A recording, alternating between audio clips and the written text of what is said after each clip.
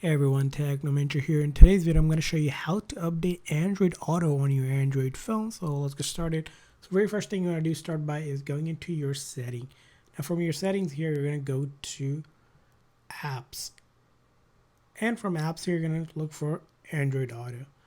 Now once you get to Android Auto here, we're going to click on storage and we're going to do a quick cache clear. So we're going to clear the cache. Now once you clear the cache, we're going to go back again in the Android app setting. We're going to click on the three dots here, click on uninstall updates. So we're going to go ahead and uninstall them just to make sure they're gone. And then now we're going to actually install the latest update by going to the Play Store. In the Play Store, we're going to go to search page, and in the search navigation, simply type in Android Auto.